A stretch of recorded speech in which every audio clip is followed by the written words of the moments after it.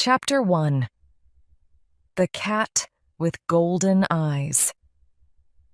It was 4 o'clock in the morning and Patience couldn't sleep. Thump, thump, thump, thump, thump. What a terrible noise. The loud music went on and on and on. Her neighbor in the flat opposite was having an all-night party. Thump, thump, thump, thump, thump. Patience had gone to bed at 10 o'clock because she had to get up at 6. Today was really important. She had to show her boss her designs for the new beauty cream adverts. Patience got out of bed and went across the room to the window of her third-floor flat. She looked out and saw her neighbor and his friends. They were dancing and laughing and having lots of fun and making lots of noise. I don't want to be difficult, but I need to sleep, she thought, as she opened the window. Hello? She called. Excuse me? Could you please? But she didn't finish her question because no one could hear her. Just then she heard a meow. She looked down. There, sitting on the seat of her neighbor's motorbike, was the largest cat that Patience had ever seen. It was gray and black, with huge golden eyes. The cat was watching her. "Hi, cat," Patience called. "Some people are having a good time, aren't they?" But I'm having a very bad time, she thought. She shut the window and went back to bed. Thump, thump, thump, thump, thump. The music continued and Patience still couldn't sleep. Finally, she got up and began to paint. Patience loved painting. She worked as a designer, but she really wanted to be an artist. She used lots of colors on the paper: reds, blues, yellows, purples. She started to feel better. Suddenly, the music stopped. The party was over. At last, Patience thought. Then she heard an unhappy meow from outside the window. She opened the window and looked up. The cat with the huge golden eyes was on a windowsill above the window next door. It meowed again. It looked frightened. "Hello again, cat," said Patience. "Can't you get down?" Poor thing, she thought. It's too scared to move. "Come on, kitty, kitty, kitty, you can do it," she said. The cat meowed again and stayed where it was. "Oh, okay, cat," Patience said. "I'll come and get you. Wait a minute. 1, 2, 3. She climbed out of her window onto her windowsill. She looked down and suddenly felt very frightened. It was a long way down to the street below. She counted to 3 again and moved closer to the cat. "Come on, kitty," she said. But the cat didn't move. There was a metal box on the wall near the cat. Patience put one foot on the box and then the other. It seemed safe. She reached for the cat. "Don't do it," called a voice from the street below. "Don't jump." Patience looked down and saw a tall, slim man with dark hair. The driver's door of his car was open behind him. "It's going to be okay," the man continued. "I'm a policeman. Maybe I can help you." "Oh, no. He thinks I'm trying to jump out of the window," thought Patience. She tried not to laugh. A laugh was dangerous up here. She reached for the cat again, but it had disappeared. Suddenly, the metal box began to come loose. It started to fall away from the wall, and Patience almost fell. "Help!" she shouted. "What's your flat number?" shouted the man. Patience held onto the windowsill. 23, she called. The man ran into the building and up the stairs. The metal box moved again. Oh no, thought Patience. I'm going to fall. Hurry, hurry. A moment later, the man crashed through the door into her flat. The metal box fell to the ground and Patience started to fall. Suddenly, the man was at the open window.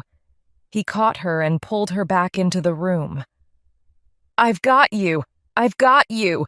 he shouted. He fell onto the floor next to Patience. "Oh, thank you," she said. She looked into his dark eyes and handsome face. "What am I doing?" she thought suddenly. She stood up quickly. "Are you okay?" the man asked as he stood up. "Fine," Patience said.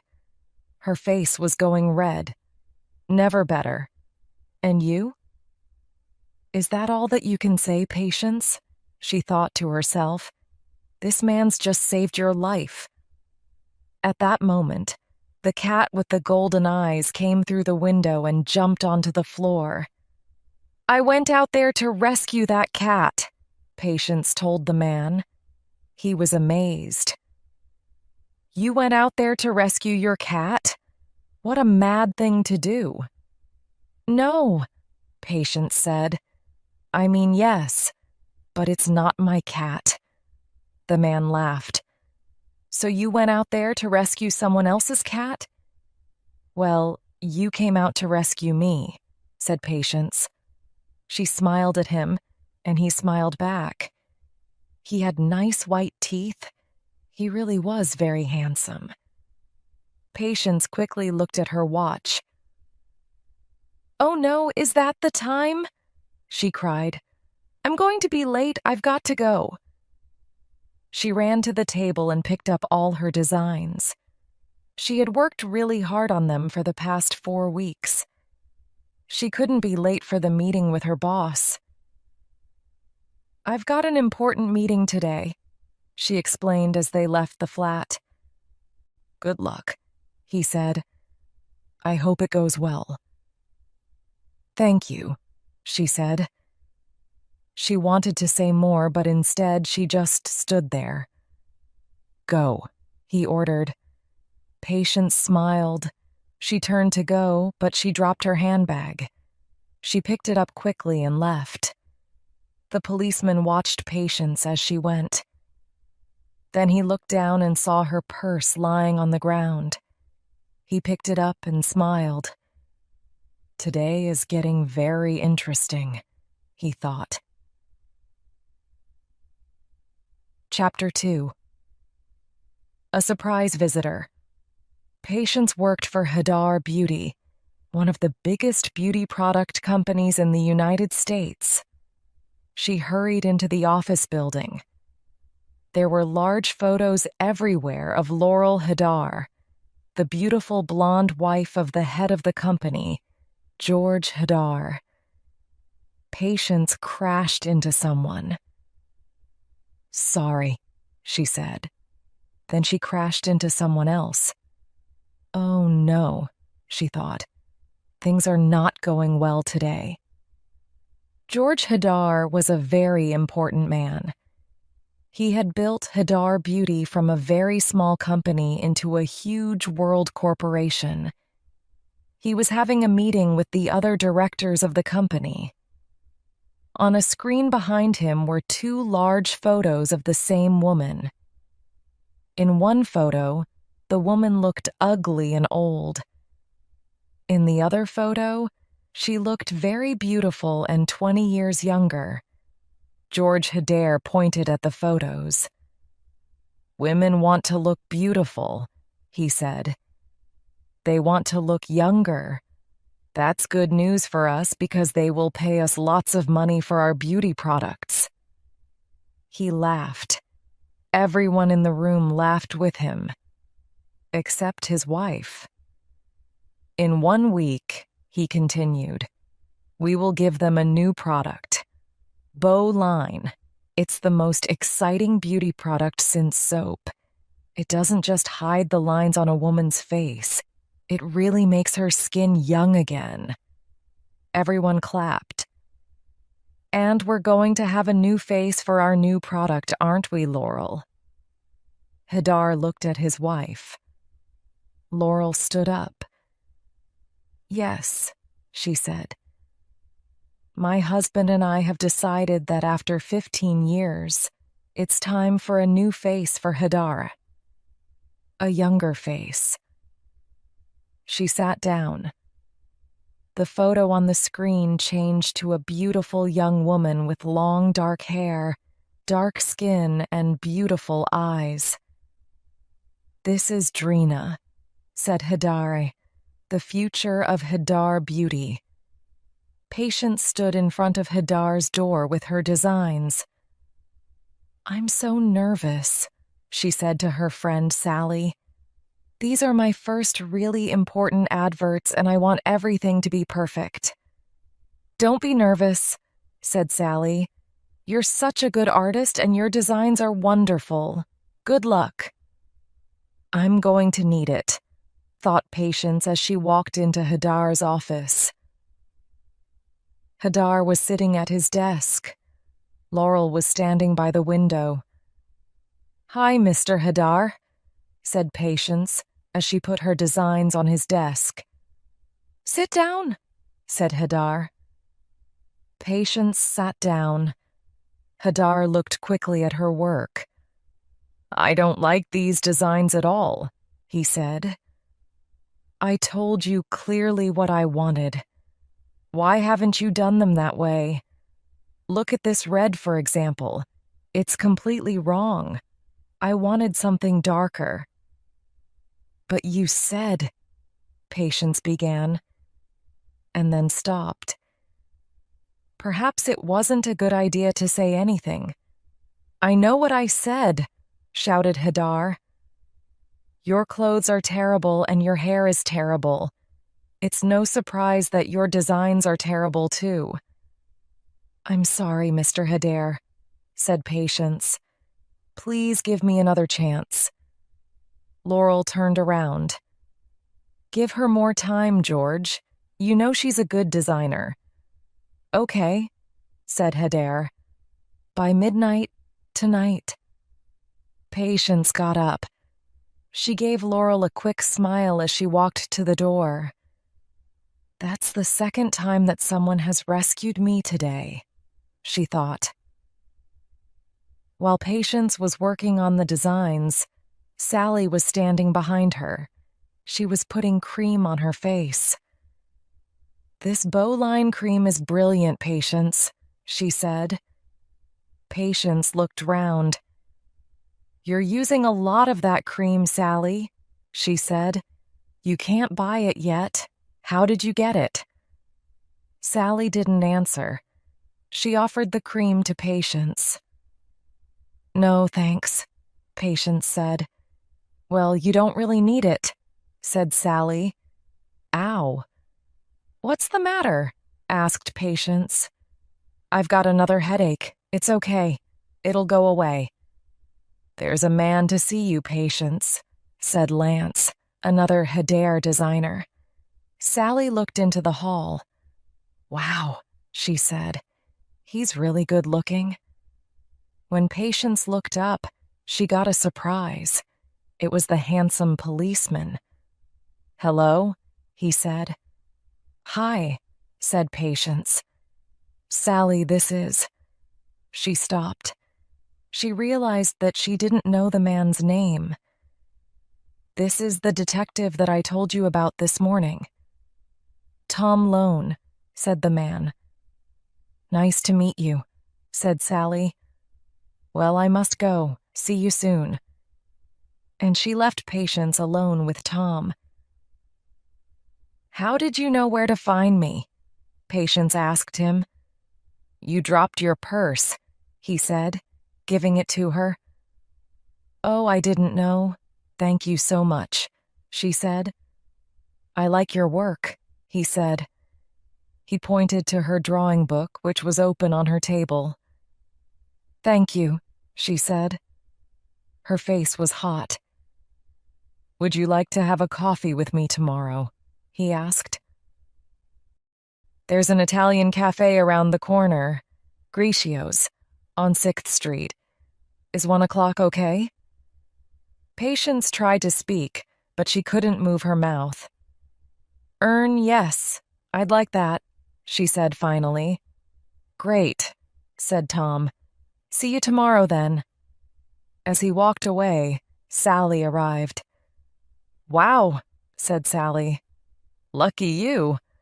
But what are you going to wear for your date? I know. Why don't you wear those leather clothes that Lance and I gave you for your birthday?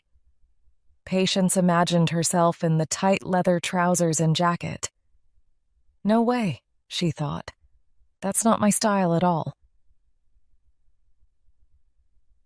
Chapter 3. Midnight. Patience worked hard on her designs all day. By the time she had finished, it was 11:30 at night, and everyone else in the office had gone home. There was no one to take her designs to 𝐒𝐧𝐠𝐥𝐢𝐬𝐡 at the factory. Patience decided to take them to him herself. She didn't have much time, so she took a taxi to the Hedar beauty factory. She tried a door, but it was locked. She looked at her watch. Oh no, it's almost too late, she thought. She shouted as loudly as she could. Hello? Is anyone there? But there was no reply. Then she saw some lights at the back of the factory. She walked towards them and found another door. Luckily, it was open. Patience went in. She could hear people talking in a room not far away. She walked towards the room. I don't care if women get terrible headaches when they use 𝐒𝐫𝐢𝐬𝐡, Dr. 𝐒𝐫𝐫𝐞 was saying. I can live with that. And I don't care if women can't stop using 𝐒𝐫𝐢𝐬𝐡. That will make me very rich. But I don't want to destroy women's faces. I won't do it. Patience looked into the room and saw a video screen. On the screen there was a woman's face. It was an old face with lots of lines. Then, slowly, the face began to change.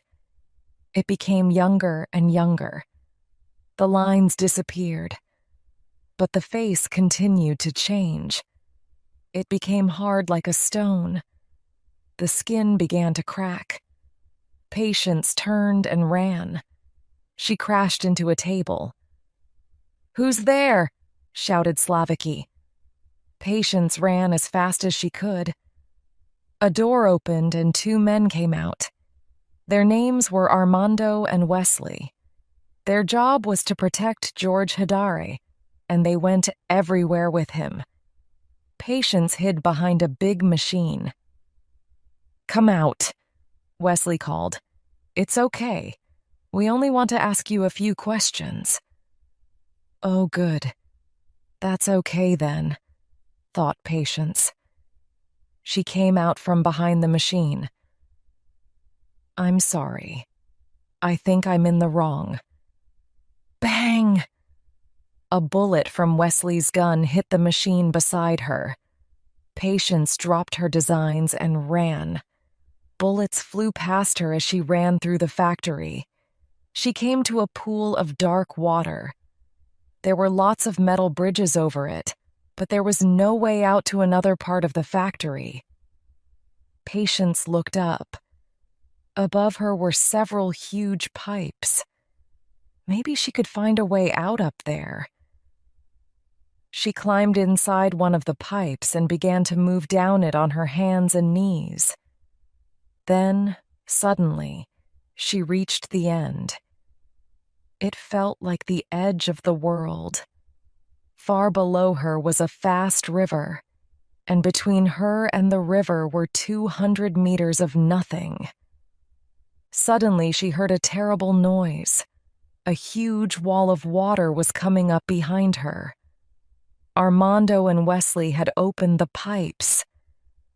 The water crashed over her, throwing her down, down, down into the river below. Everything went black. Patience's phone was ringing. She woke up. Then she sat up and fell off the cupboard. What's happening? Why was I on top of the cupboard? She thought. Her arms and legs were black and blue, and her dirty clothes were all over the floor. Patience's machine answered the phone. It was Sally. "Where are you, Patience?" she said. "𝐭𝐸𝐻 is very angry, and Tom called. He said you didn't meet him at the cafe. I'm worried about you. Please call me." "I'm not late for work already, am I?" she thought. "What time is it?" She looked at her clock. 1:50 p.m. It was the afternoon already, and she'd only just woken up. How was that possible? She heard a meow. The cat with golden eyes was sitting there. It was watching her. "It's you again," said Patience. "I think there's something very strange about you." She read the address on the cat's neck. "I'm going to take you home, cat. Now." A 50-year-old woman opened the door. "Are you Ophelia Powers?" Patience asked. "I rescued your cat, and now it won't leave me alone." The woman looked at Patience. "I think you should come in," she said. Patience went into the living room. There were cats everywhere. Ophelia brought her a cup of tea. "Midnight," said Ophelia. "I'm sorry? What?" "Her name's Midnight. She's an Egyptian Mao. There aren't many cats like her. She can do special things." "You mean that she suddenly appears and frightens people?" asked Patience. "Things like that," said Ophelia. "You seem worried about something? Do you want to talk about it?" "I'm sorry, I can't. I've got to get to work. I'm really late." "Then I think you should come back," Ophelia said. "Come when you want to. I'm always here." "What's wrong with you?" shouted 𝐭𝐸𝐻. Patience was sitting at her desk. "I needed those designs at midnight, but they didn't arrive. And now you can't even remember where they are. You can't remember? I've never... Are you even listening to me, Phillips?" "No. You're a lot more interested in all this than I am," replied Patience. She was drawing in her book. 𝐭𝐸𝐻 quickly took the page from her. It was a funny picture of him. Fire and smoke were coming out of his head. 𝐭𝐸𝐻 threw the paper on the floor and walked away angrily. Patience was frightened. "What have I done?" she thought. "That wasn't me. That was a different person." "Mr. 𝐭𝐸𝐻, wait," she called. "I'm sorry." 𝐭𝐸𝐻 turned around. His eyes were cold. "Sorry? Is that all?" Sorry isn't enough. Patience suddenly became the other person again. "Let me explain it better," she said. "I'm sorry for every minute of my life that I've worked for you. You're a terrible boss. You only think about yourself and your money." 𝐭𝐸𝐻 spoke coldly. "Take your things and go," he said. "Leave this company immediately." Patience became herself again. What just happened? She asked herself. "Wait, Mr. 𝐭𝐸𝐻, she shouted. But 𝐭𝐸𝐻 didn't stop. Sally came up and put her arm around Patience. "Well done," she said. "That was so cool." Chapter 4. The new Patience, and Sally were walking away from the 𝐭𝐸𝐻 building. "I don't know how to describe it," Patience said. "I was saying those things to 𝐭𝐸𝐻, but I wasn't saying them. Another person was saying them. Do you understand?" "No, I don't," replied Sally. But it's great that somebody said them. I wanted to hurt him. What's happening to me? Sal asked Patience. As they walked past two noisy dogs, Sally jumped, but Patience turned round and hissed loudly at the dogs. What was that noise? Asked Sally. What noise? Patience replied. They were walking past a jewelry shop. Patience looked in the window and saw a beautiful necklace with diamond claws. Oh, how pretty, she said. Oh, I don't feel well, said Sally, and she fell to the ground. Patience sat next to Sally's bed in the hospital. Do they know what's wrong with you, Sal? She asked. No, but they're doing lots of tests, said Sally. And there's some good news. My doctor is really attractive. What about your handsome policeman? Oh, I don't think I'm going to see him again. I'm terrible with boyfriends, said Patience. Then stop being terrible, said Sally. Go and see him, and go now. My good-looking doctor's coming. Tom Lone was talking to a group of 10-year-old children. He was teaching them about right and wrong, and telling them about his job as a policeman. It's wrong to take something if you don't pay for it, he said. If you steal something, you're a bad person. Can I see your gun? Asked one of the kids. Can I touch it? Asked another. Are there bullets in it? Asked a third. Lone laughed and looked up. Patience was standing at the back of the room with 2 paper coffee cups in her hand. His heart jumped. Let's go and play basketball, he said. The kids shouted, Great, and ran out of the room. Patience walked up to Lone. Hi, she said. I called your police station.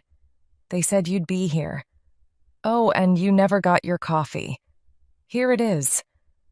She gave him a cup. She had written the word sorry on it. Thanks, he said, laughing. I'm sorry I've been so strange. I've had a really bad day, she said. She thought about her day. She'd fallen off a cupboard, she'd lost her job, and she'd hissed at 2 dogs. At least most days weren't as bad as this. Well, my day has just got better, said Lone. I'm glad that you came. They went outside. One of the kids threw a ball towards them, and Patience caught it. She threw it back. Why don't you 2 play against each other? Someone said. Yeah, shouted the rest of the kids. Play against each other. Patience and Lone stood opposite each other. Patience got the ball first.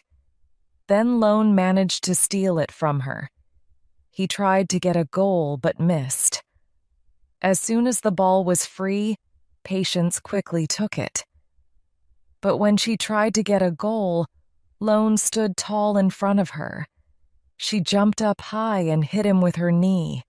He fell over and she fell on top of him. They couldn't stop laughing. At that moment, one of the children shouted, Can we have our ball back, please? Thump, thump, thump, thump, thump. It was the middle of the night, and loud music was playing again. Patience's neighbor in the flat opposite was having another all-night party. Not again, Patience thought as she got out of bed. I've had enough. She walked over to the window and shouted, Please turn the noise down over there. A moment later, her neighbor opened his window. Get a life, he shouted back. Then he turned the music up much louder. Patience was really angry. She looked down at the ground below and saw her neighbor's motorbike. She hissed. Then she smiled. I'm going to be a bad person, she thought, and you'll have to take the bus. On top of the cupboard was a big box. Patience got the box, put it on her bed, and opened it. Inside were the black leather clothes that Sally and Lance had given her for her birthday. Tight trousers, boots, and a jacket. She put them on. Then she went into the bathroom. First, she cut her hair and colored it red. Then she drew around her eyes in black pencil. Finally, she painted her lips bright red. Perfect. She went back to the window and jumped out onto the ground below. The motorbike was shining in the moonlight. Patience got onto the seat and rode off into the night. "It's time to go jewelry shopping," she purred. Chapter 5. Catwoman drove the motorbike very fast through the streets, with the wind against her face. She was having lots of fun moving in and out of the traffic. She stopped in front of the jewelry shop and got off the motorbike. Then she heard a crash of glass. "Oh no, someone's robbing the shop," she thought. "They can't do that. That was my idea." She ran into the shop and saw 2 robbers. A fat robber was breaking some glass with his gun to reach some necklaces. A tall robber was trying to open a metal box. Catwoman blew in the tall man's ear. When he turned around, she had disappeared. There was a 3rd robber upstairs. He was a short man, and he was putting diamonds into a black bag. Catwoman quickly put a black mask over her eyes and went up behind him. "You're not very good," she said. "Look behind you." The short robber turned around quickly, but she had disappeared. The fat robber had just opened a glass box. Inside was the necklace with diamond claws. He heard a noise and looked up. When he looked at the box again, the necklace had gone. Then he saw Catwoman. She was standing next to the tall robber, and she was wearing the necklace. "What are you doing?" he asked, taking his gun out of his pocket. "I'm having lots of fun," she said. "But you're stealing beautiful things. You're taking things that don't belong to you. You're bad people." All 3 men pointed their guns at her and began to shoot. But Catwoman was too quick for them. She jumped away from the bullets and kicked the tall robber in the head. Then she kicked the fat robber's legs, and he fell to the ground with a loud thump. The short robber jumped at her from behind, but she suddenly sat on the floor. The short robber flew over her head and crashed into a big glass box. Catwoman looked at the 3 robbers on the floor. "Well, that wasn't very difficult," she said. She quickly collected all the jewelry on the floor and ran. Patience woke up and looked around the room. There was jewelry everywhere. Where did all this jewelry come from? She thought. She looked down and saw that she was still wearing her black leather clothes. And then she remembered. "Oh no, I can't believe that I did this. It's wrong, wrong, wrong." She found a paper bag and put all the jewelry inside, except the necklace with the diamond claws. "I can't take that back," she thought. "It's so beautiful." Tom Lone was head detective on the jewelry shop case. He was talking to the jeweler now. The jeweler showed him a photo of the necklace with the diamond claws. "It's a very special necklace," he said. "It's from Egypt, and it's the only one like it." "So, what do you think about those 3 guys that we found here last night?" Tom asked one of the other policemen. "Do you believe their story?" "What are we going to call her?" called another. "Cat Girl? Robber Cat?" "Come and look at this, Tom," shouted a third policeman just outside the shop door. He was pointing at a white box with a paper bag on top of it. Lone opened the bag. Inside was the jewelry, and on the box was the word, "Sorry." Lone carefully opened the box. "Is it something important?" asked the policeman. "Yes," said Lone. "Chocolate cakes." Patience was standing at the front door of Ophelia Power's house. "Please help me," she said. "I don't understand what's happening to me." "Come in," said Ophelia. She took Patience into the library and showed her a large book. The book was called Bast, and it was written by Ophelia Powers. "You're a writer?" asked Patience. "Yes," said Ophelia. "I was a university teacher for 20 years. She opened the book and pointed to an Egyptian work of art, a beautiful golden cat made of stone. "This is the goddess Bast," she said. Midnight jumped onto the table and stood on the picture in the book. "Midnight looks very like the cat in the picture," said Patience. "Yes. 𝐒𝐿 cats are very special in the Egyptian religion. They carry messages for Bast," said Ophelia. "Bast is the goddess of the moon and the sun. She joins the two sides of all women, good and bad, hard and soft." "But what about me?" asked Patience.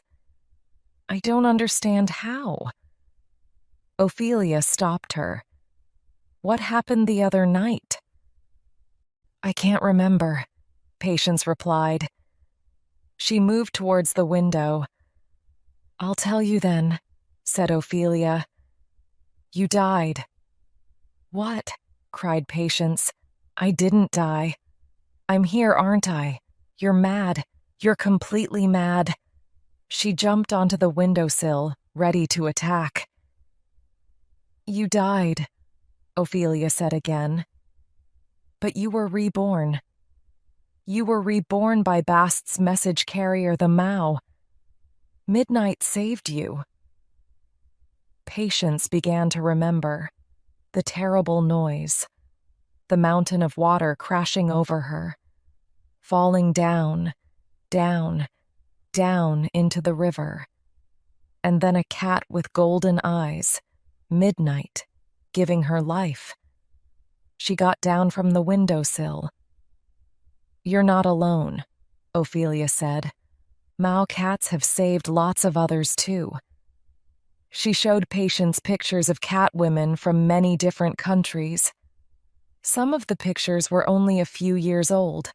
Others were from many centuries ago.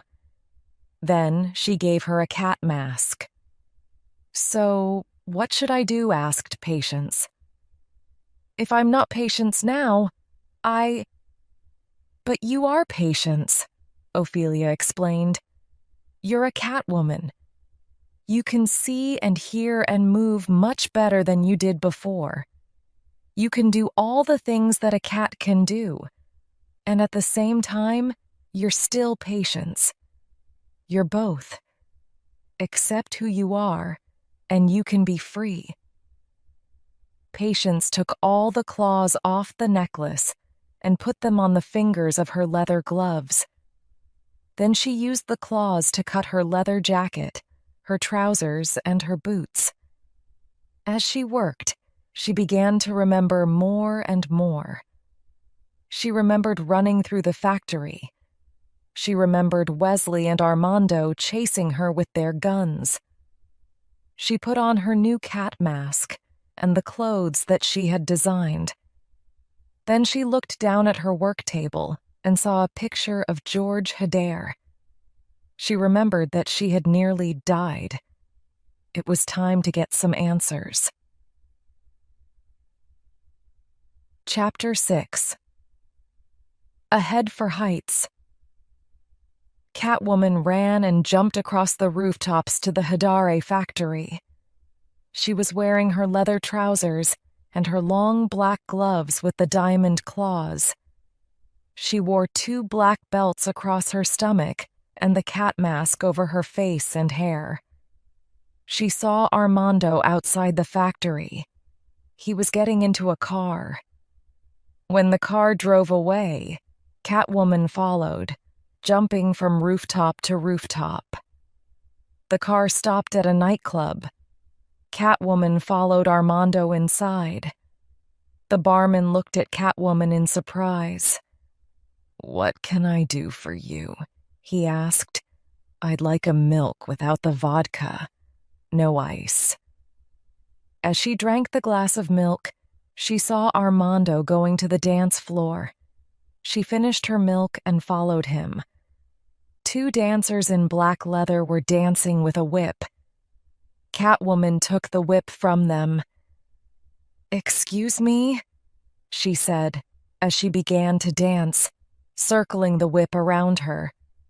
She moved towards Armando and cracked the whip close to his nose. Then she put it around his neck and pulled him to the back door. Armando flew through the door and fell on his back in the street outside. Catwoman jumped onto his stomach. Armando tried to get his gun, but Catwoman got it first and threw it away. "You don't know me, do you?" she said. "Well, I know you. You killed somebody a few nights ago. She was a good person. She was a friend of mine. Why did you do it?" Armando didn't answer. He was frightened. Catwoman brought her diamond claws close to his face and moved them dangerously. "I'm going to ask you one more time. Why did you kill that nice girl?" "They told me to do it," cried Armando. "They told me to open the pipes. She heard too much." "What did she hear?" asked Patience. "I don't know," Armando said. "Something about 𝐒𝐿𝐿𝐿, perhaps. There's something wrong with 𝐒𝐿𝐿." "Of course. Now I understand," said Patience. "And 𝐒𝐬𝐿 isn't telling people?" "That's right," said Armando. Catwoman got into the 𝐒𝐬𝐿 factory through a window in the roof. She went quickly to the room where she had heard the conversation about 𝐒𝐿𝐿. When she opened the door, she saw computers on the floor and papers, broken glass and plastic everywhere, and a body. Dr. 𝐒𝐫𝐞𝐬 was lying on the floor. Patience could see that he was dead. Someone had shot him. She heard the sound of police cars and looked behind her. An old man, a cleaner, was standing there. "Please don't kill me too," he said. Patience ran past him through the door and escaped. Sally was watching the news when Patience arrived at the hospital with a bag full of her things. "Wow, Patience, you look amazing," she said. "I love your hair, and those clothes are fantastic. This guy is really good for you." "Thanks," said Patience, smiling. "Are you going to be okay?" "They don't know what the problem is, so I'm going home. Have you heard the news? A mad woman murdered 𝐒𝐿𝐵𝐿𝐿 last night. She was dressed as a cat. Look." Patience looked at the television and saw a police picture of Catwoman. She looked horrible. "I hope I don't really look like that," she thought. Then George 𝐒𝐬𝐿 was speaking. "We are all very sad about Dr. 𝐒𝐿𝐵𝐿𝐿's death. But don't worry. 𝐒𝐿𝐿 will be in the shops next week. We're going to give women what they want. One mad person isn't going to stop us." Patience was so angry that she had to sit down. Sally opened a small pot of 𝐒𝐿𝐿. "Oh no, it's nearly empty," she said. "When did those headaches start?" asked Patience. "A few months ago." "Then please do something for me. Stop using bowline. You're lovely as you are." Tom Lone had kept the coffee cup that Patience had given him. It was on his desk. He looked at it now. Then, in surprise, he looked at the box that had had the chocolate cakes in. He picked them both up and looked at them again, more carefully. Then he took them to a detective who knew about handwriting. "Did the same person write 'sorry' on the cup and the box?" asked Lone. "Well, some things are almost the same," said the detective. "But there are lots of differences, too." He pointed to the coffee cup. "This person is not very confident." He pointed to the box. "But this person is extremely confident. And she's angry. She may even be dangerous. They're different people." "I'm very happy about that," said Tom. "It's going to be a great weekend." Tom and Patience climbed onto the big Ferris wheel at the fun fair. The Ferris wheel went round, and they went up and up until they could see half the city. Then the Ferris wheel made a loud noise and stopped. "I think we have a problem," said Lone. "We could be up here for a long time." Patience moved closer to him in the seat. "I don't think that's a problem," she said. Suddenly, the Ferris wheel jumped and the seats moved dangerously. People began to scream. Lone looked down. Black smoke was coming from the machine that turned the Ferris wheel. The machine was breaking.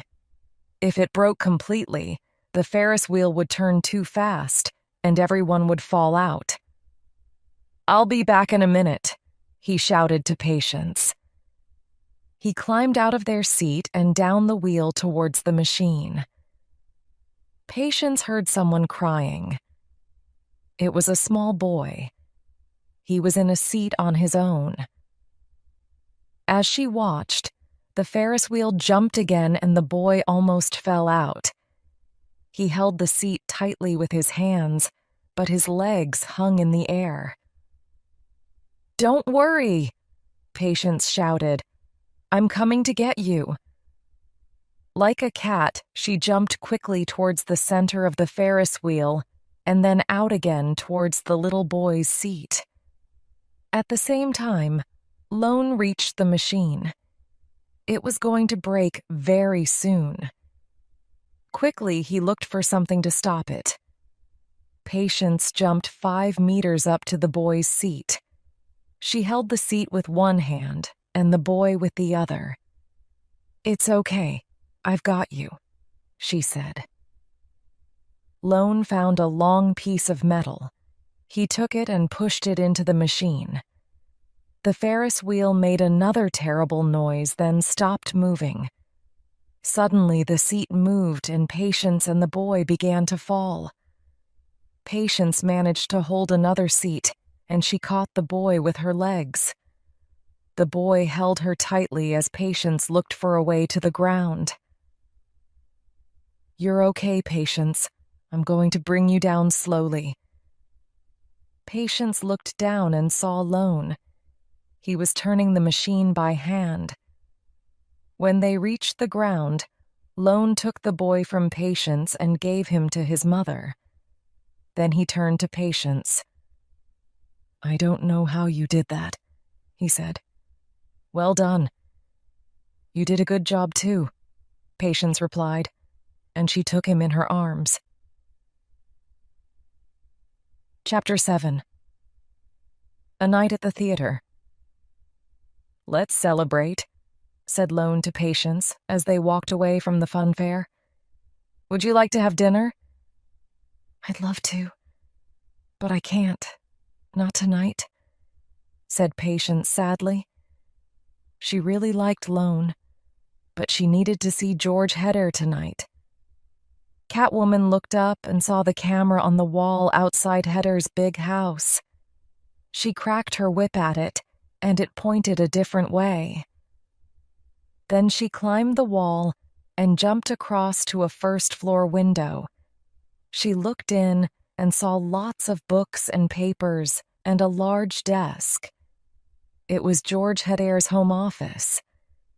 With one diamond claw, she cut a circle in the glass, opened the window, and climbed inside. She looked at the computer disks on the desk, but there was nothing about 𝐭𝐨𝐫𝐞𝐬. Then she walked into the hall. Bang! Catwoman fell down the stairs and lay on the floor. She didn't move. The lights went on and she could see Laurel Hedder with a golf club at the top of the stairs. Laurel walked down the stairs and kicked Catwoman. "You can't rob this house," she said. Catwoman jumped up, took the golf club and threw it across the room. "You're that cat person," said Laurel. "You killed 𝐒𝐭𝐨𝐫𝐞𝐬. What do you want?" "Where's the man of the house?" asked Catwoman. "My husband. Outside, he's always out," Laurel replied. Suddenly, she tried to run up the stairs, but Catwoman jumped on her and they fell down the stairs again together. "When you see your husband," said Catwoman, "tell him that I know about 𝐭𝐨𝐫𝐞𝐬. "What about 𝐭𝐨𝐫𝐞𝐬?" asked Laurel. "It makes people ill," said Catwoman, "and it can kill them." "That's not true," said Laurel. "I've been using it for years." "Well, someone killed 𝐒𝐭𝐨𝐫𝐞𝐬. They wanted to stop him talking." "Are you saying that my husband is a murderer?" said Laurel, surprised. "Tell me where he is. Then I can ask him myself," said Catwoman. Laurel went to a table and picked up an invitation. She gave it to Catwoman. "This is where you can find George," Laurel said. "If you're right about 𝐭𝐨𝐫𝐞𝐬, I'll help you. How can I find you?" Catwoman thought for a moment and then picked up Laurel's mobile phone from the table. "I'll take this," she said. "I'm so sorry about everything." "I've lived my life for him," said Laurel. "Now it's time to live your own life," said Catwoman. There were crowds of people in the theater when Catwoman arrived. She walked around the building and saw an open window on the second floor. She climbed up to it and got in. She soon found George Hedder watching the show from a private box. He was sitting next to Drina, the beautiful girl in the 𝐭𝐨𝐫𝐞𝐬 adverts. Suddenly, Drina stood up and left her seat. She looked angry.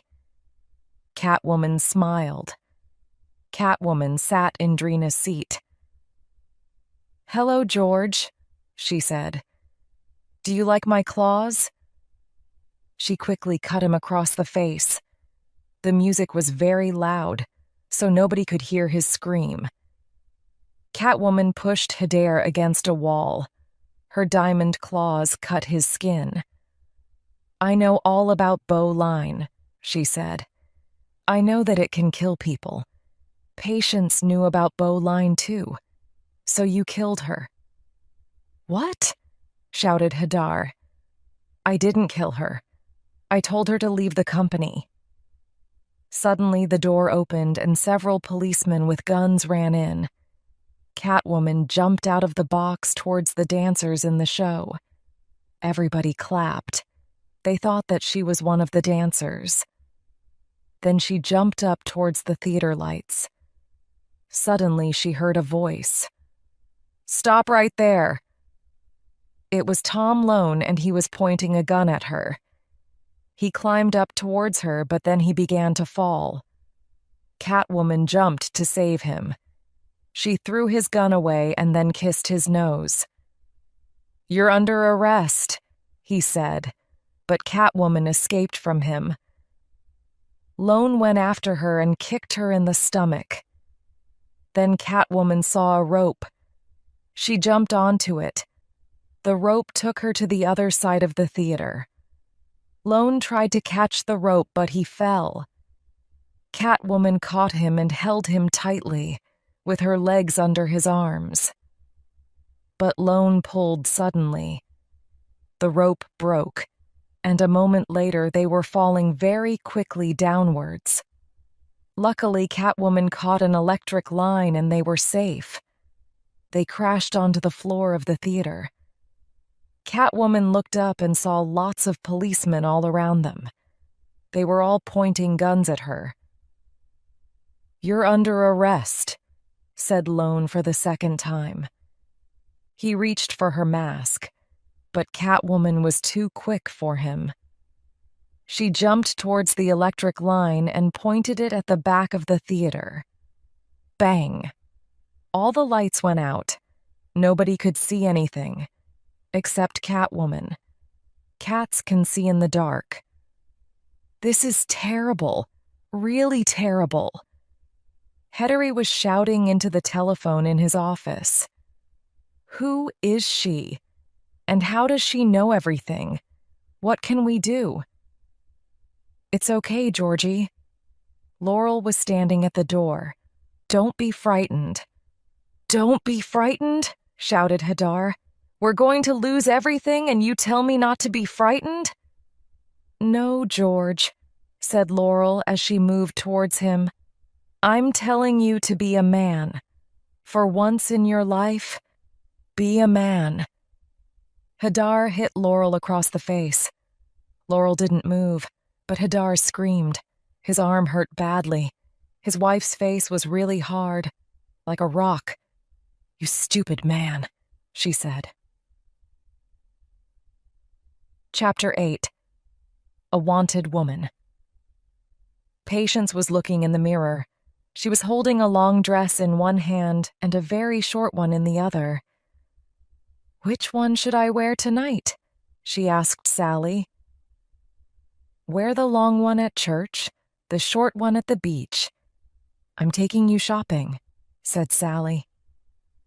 In the end, they found the perfect dress that was neither long nor short. Patience was waiting for Lone in the Japanese restaurant. She was watching the fish swimming in a big fish tank next to the table. Her face was close to the glass.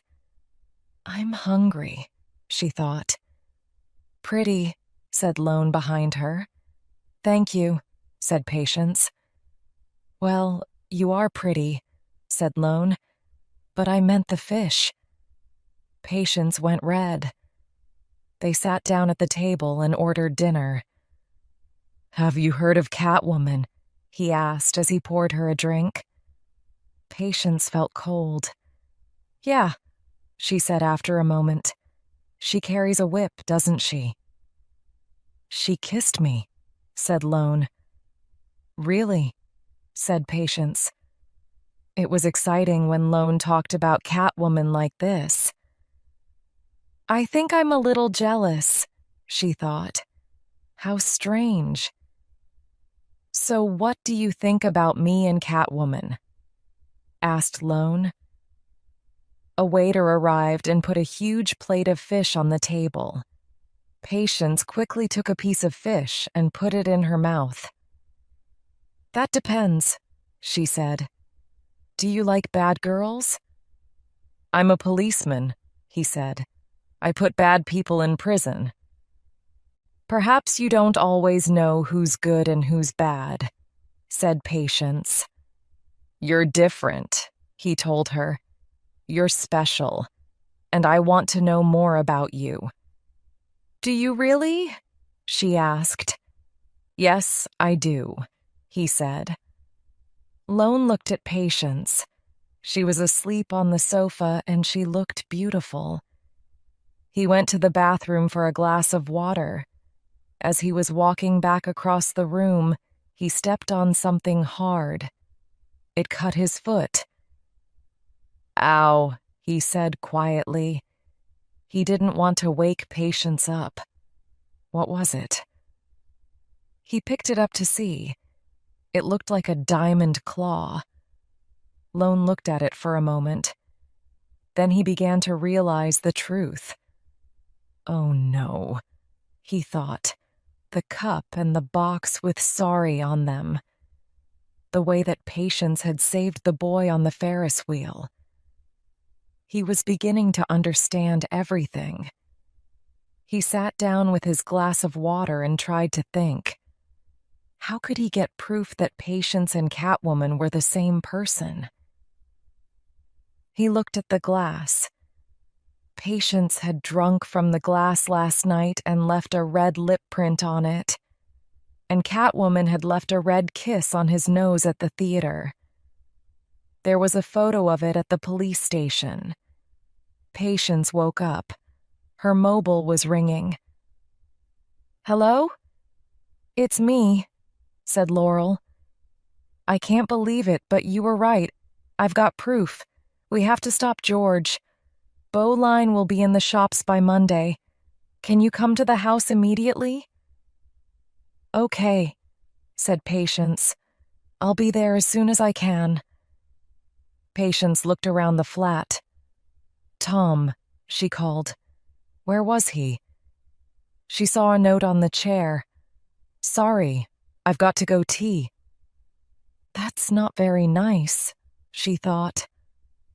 Oh well, I've got more important things to think about. Catwoman arrived at Hedar's house and climbed in through a window on the first floor. "I'm so pleased you came," said Laurel. "What did you find?" asked Catwoman. "Enough proof to put someone in prison for a very long time. Come and see." She turned and walked into her husband's office. Catwoman followed her. "I know it's difficult for you," she said. "But you're doing the right thing." "Yes," said Laurel. Then, almost to herself, she continued, "I did everything that they wanted. Hedare Beauty was nothing before I did their adverts. But then, when I was 40, they didn't want me anymore. I was too old." They went into Hedare's office. "It's all there," said Laurel, "behind the desk." Catwoman looked behind the desk and saw George Hedare's body on the floor. It was full of bullets, and there were claw cuts everywhere. "What do you think?" "The claw cuts were quite difficult, but I think they work," laughed Laurel. "You killed him," said Catwoman. "Yes, I did. Nobody's going to stop Bowline. Not 𝐒𝐵𝐞𝐬, not George, and not you." Laurel gave Catwoman something in a scarf. "Take this. And can I get you anything? Some nice fish? A glass of milk?" She laughed again. Catwoman looked inside the scarf. It was a gun. Suddenly, Laurel pressed something on the desk and an alarm rang out loudly. "Oh no," she screamed. "George!" Armando ran into the room. "It's the Catwoman! She's got a gun!" shouted Laurel. Catwoman pointed the gun at Laurel. "Sorry, Kitty. There aren't any bullets in it," Laurel said. "You used all the bullets when you killed my husband." Catwoman meowed and ran out of the room. The front door opened downstairs, and crowds of policemen entered the house. Catwoman ran into Laurel's bedroom. When she saw the cupboards full of clothes, she had an idea. She took a bag and threw some sports clothes into it. She looked out of the window and saw policemen and police cars everywhere. 2 men were carrying George Hedar's body to one of the vehicles. When the body was inside, the men got into the front seat. As soon as they started to move, Catwoman jumped. She landed on the roof of the vehicle and lay down flat. When they went under a bridge, Catwoman jumped up and held on tightly. Then she climbed down to the road. She took the sports clothes out of the bag and quickly put them on. Why was I so stupid? Patience thought. Why did I believe Laurel? She walked past some shops. Suddenly, she saw a large screen with the words, "Catwoman kills again." It was the news. Oh no, thought Patience. Catwoman has got to disappear fast. Chapter 9. Why don't you believe me?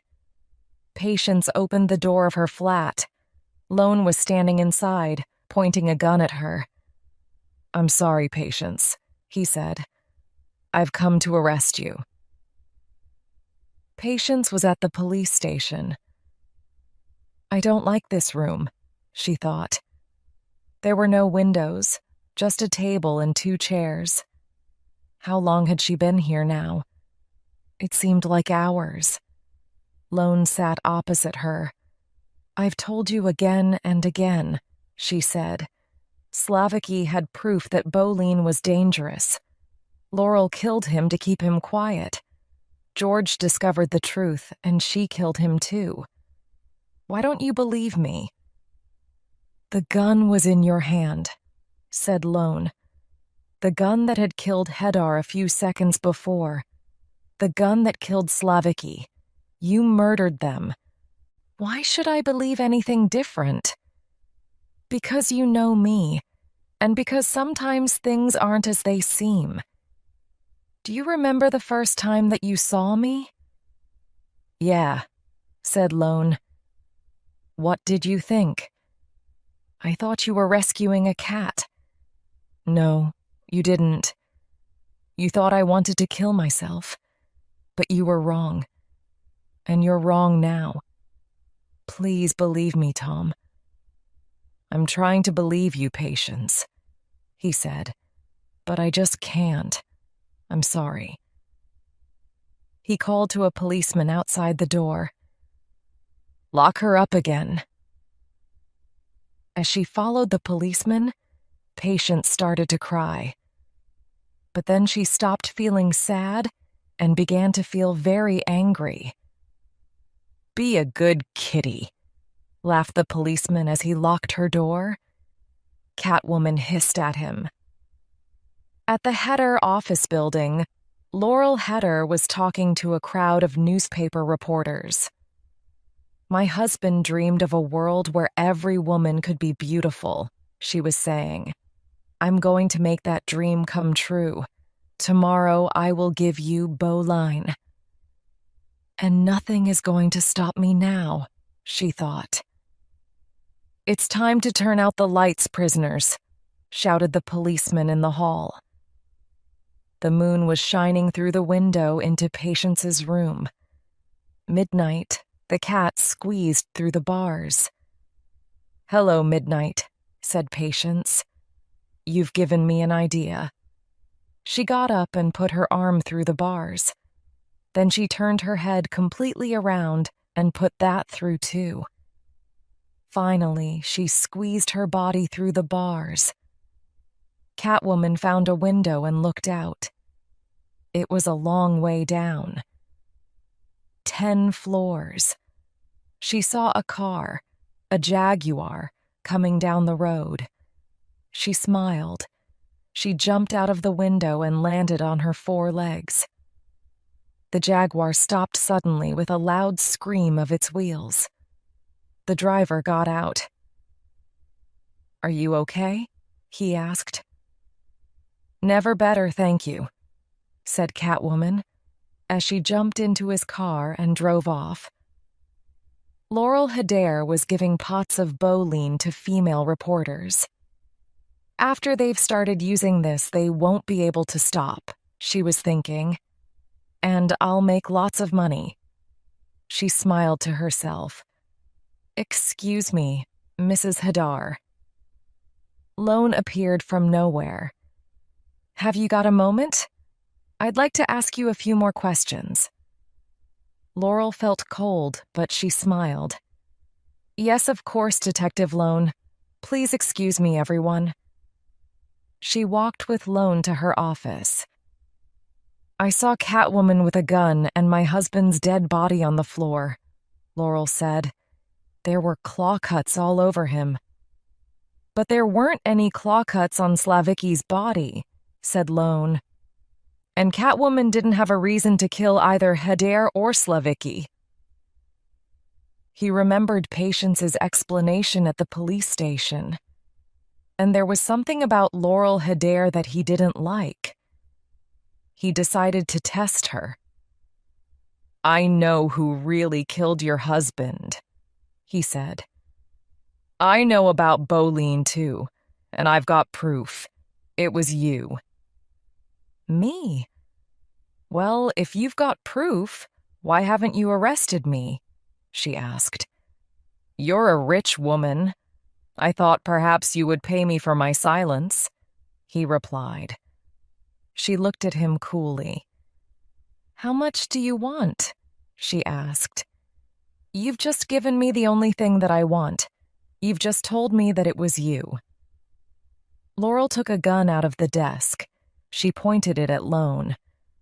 Lone tried to take out his gun, but Laurel was too quick for him. Bang went her gun. The bullet hit him in the shoulder. He dropped his gun and fell against the wall. "Don't be stupid," he shouted. "You don't want to kill a policeman." "Don't I?" she said. She hit him across the face and he fell to the floor. "Now I'm going to kill you." She pointed the gun at his head. Suddenly there was a hiss and a whip cracked.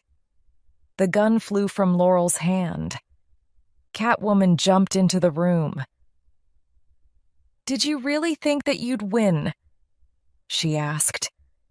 "Well, think again." She helped Lone to get up and walked with him to the door. She didn't see the gun on the floor. As soon as they had left, Laurel ran over to the desk and picked up the phone. "Come up here," she shouted. "Now!" It was time to kill Lone and Catwoman. Chapter 10. Like a stone, Catwoman helped Lone down the stairs. She knew they were in great danger. They had to escape fast. Armando ran up the stairs towards them with a gun. Bang! They turned back and went up again. They found a door and went through it. It was a large, dark room. The only light was the light of the moon. There were photographs of Laurel everywhere. Armando ran into the room after them. Laurel and Wesley were with him. Catwoman and Lone hid behind a huge photo. Lone was very weak. He had lost a lot of blood. "Listen," he said. "I'm sorry I didn't believe you." "It's okay," she said. "Stay here. I'll be back when it's safe." She disappeared into the darkness. Catwoman jumped up and sat on top of a wall of photographs. She could look down on Laurel, Armando, and Wesley. She saw them go different ways. She decided to attack Wesley first. She jumped on him and hit his face with her knee. He fell to the ground, then lay still. "One down, two to go," she thought. At that moment, Armando found some blood on the floor. He followed the blood to the place behind the huge photo, but Lone wasn't there. Suddenly, Armando heard someone behind him. He turned and Lone hit him in the face. Once, and then again. Armando fell and everything went black. Catwoman was sitting on top of the wall of photographs again. She was watching Laurel below. When Laurel was exactly under her, Catwoman dropped a large box. It missed Laurel by a few centimeters. Catwoman jumped to the floor. Laurel shot at her again and again, but Catwoman was too quick. Then suddenly, Catwoman was on the floor and Laurel was standing over her. She was pointing her gun at Catwoman's head. "Goodbye, kitty," said Laurel with a smile. She tried to shoot, but nothing happened. There were no bullets. The gun was empty. She threw the gun away and jumped on Catwoman. Laurel hit Catwoman again and again, pushing her back towards a huge window. Catwoman tried to hurt Laurel, but she couldn't. Laurel's skin was as hard as stone. "You can't hurt me," said Laurel. If a woman stops using bowline, her skin falls off. But if she continues using it, her skin becomes perfect. I've been using bowline for years. My skin is like a stone. I can't feel anything. But you can. Laurel hit Catwoman again. Catwoman fell and a piece of metal cut her leg. She couldn't stand up. "Who are you anyway?" Laurel asked. "A madwoman? A robber?"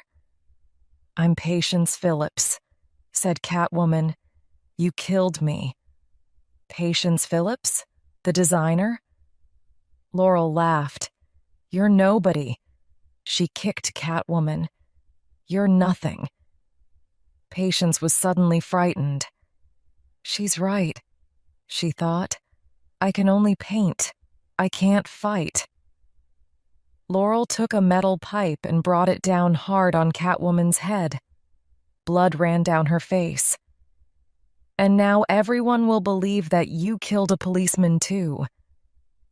"A policeman," thought Catwoman. "Lone, the man that I love." She became very, very angry. At that moment, Laurel brought down the metal pipe against the window and it broke. Catwoman began to fall. It was 30 floors to the street below. "I can't let this happen," she thought. "No way. I can't let Laurel win." She suddenly became strong again and jumped into the air. She hung from a pipe high above Laurel. Then she jumped down. "Beauty isn't only about skin," she said. Then she gave a very loud meow and jumped on Laurel. Laurel escaped, but Catwoman cracked her whip and caught her again. She hit Laurel across the face and cut her skin with her claws. Laurel's skin began to break like a glass mirror. "No!" she screamed as she fell towards the window. "Please help me! Don't let me fall!" Catwoman caught her with her whip and started to pull her back into the room. Just then, Laurel saw herself in the glass of the window. "No!" she cried. "My skin!" She touched her face. "I'm not beautiful now." There were some pieces of glass under the whip. They were cutting through it. Suddenly it broke. "Laurel!" Catwoman screamed. She reached for Laurel, but it was too late. Laurel was falling back into the darkness, falling to her death.